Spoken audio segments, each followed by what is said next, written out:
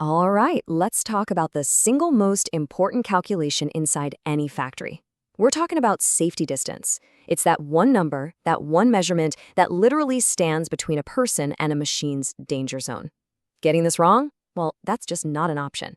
So we're going to break down exactly how to get it right, especially as we look ahead to 2026. So here's our game plan. First, we'll talk about this invisible danger zone and what it really is. Then we'll get into bridging that safety gap with the right math. We'll compare the big formulas, OSHA versus ANSI, see how this stuff works in the real world, and wrap up with some pro tools and the key things you absolutely have to remember. Part 1. The invisible danger zone. Okay, first things first. Here's the fundamental problem, right? No machine, and I mean no machine, stops on a dime. The second a safety device gets tripped, there's this delay.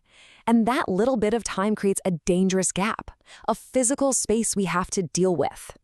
And that leads us to the one big question, the question that every single safety calculation is designed to answer before something terrible happens.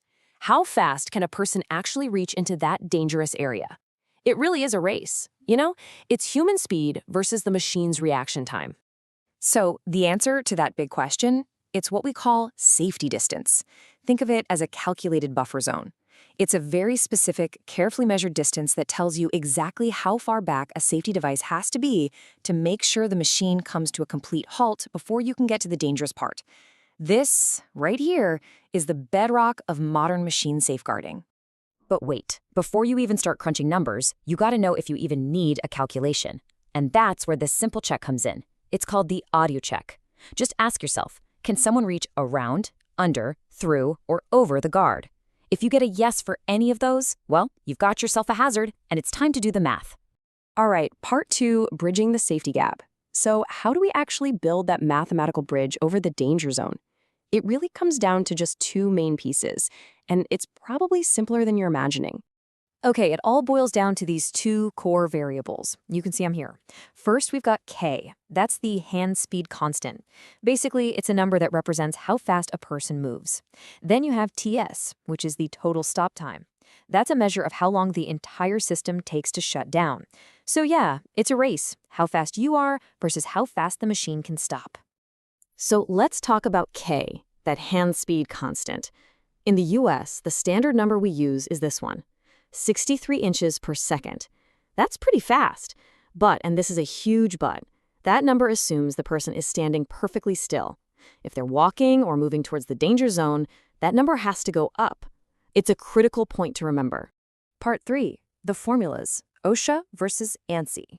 So now we've got the pieces. Let's see how they fit together into the actual formulas. Here in the US, you're mainly going to see 2 of them. And look, they might seem pretty similar at first glance, but the difference between them is absolutely crucial, especially when you're dealing with modern safety gear.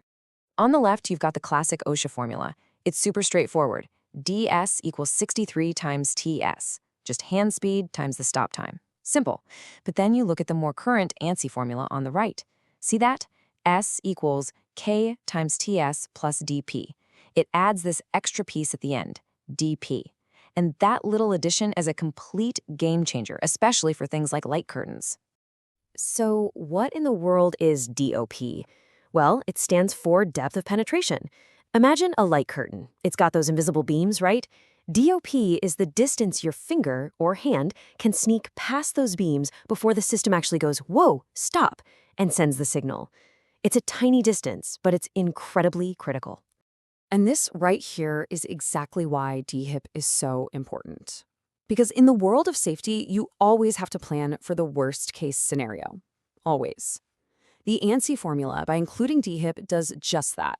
It assumes someone might just be unlucky or clever enough to reach perfectly between 2 of those invisible beams. And check this out.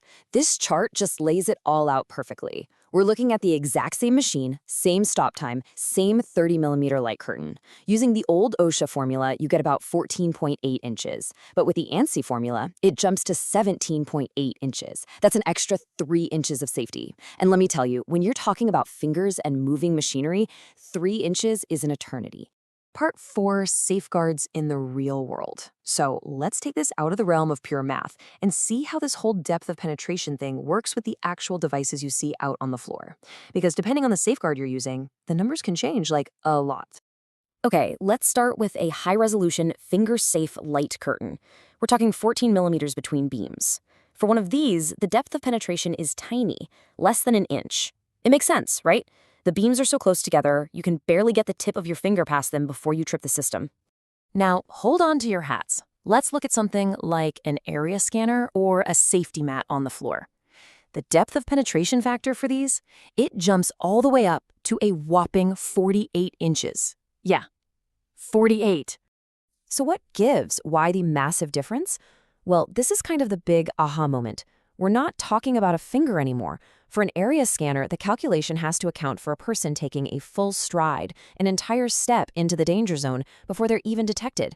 And that's exactly why these kinds of safeguards have to be mounted so much farther away. Okay, let's bring it all home. Part 5, Pro Tools and key takeaways. We've talked a lot about the why and the how, so let's finish up by looking at some tools that make this whole process way easier and more accurate, and then we'll nail down the key points you absolutely need to walk away with. You know, the biggest wild card in this whole formula is probably the machine's total stop time, that TS variable. But here's the good news. You don't have to guess, and you definitely shouldn't just rely on what the manufacturer's spec sheet says. You can actually measure it, precisely. And you do it with one of these, a stop time measurement device. This thing is awesome. It basically takes all the guesswork out of it. An actuator automatically trips your safeguard, and then a transducer on the moving part measures the exact moment it comes to a dead stop. So it's not just measuring the brake, it's measuring the entire circuit's reaction time, and it gives you a precise number, right down to the millisecond. And for the planning stage, you're not on your own either. There are some really great online calculators out there. You can plug in all your variables, the type of device you're using, that stop time you just measured, even the mounting angle. And it'll just run the scenarios and spit out the safety distance for you. Super helpful. Okay, so let's boil it all down. Here's your checklist for 2026. Number 1, a machine's stop time is never 0. Ever. Got it? 2, the ANSI formula is really what you should be using because it includes that critical depth of penetration, or DP. 3, remember that the type of safeguard you pick, a light curtain versus, say, a floor scanner, is going to drastically change that DP value and your final distance. And finally, always calculate for the worst-case scenario, which is a 90-degree angle of entry. And that brings us to one last really important question. You've done the math, you've set your distance, your machine is safe today, but what about tomorrow? Because here's the thing, machines wear out, brakes get old, components slow down. That stop time you measure today might not be the same 6 months from now. That's why this can't be a one-and-done task. Real long-term safety is all about continuous verification. It's about making sure that safety gap, that invisible line of defense, stays right where it needs to be, not just today, but every single day.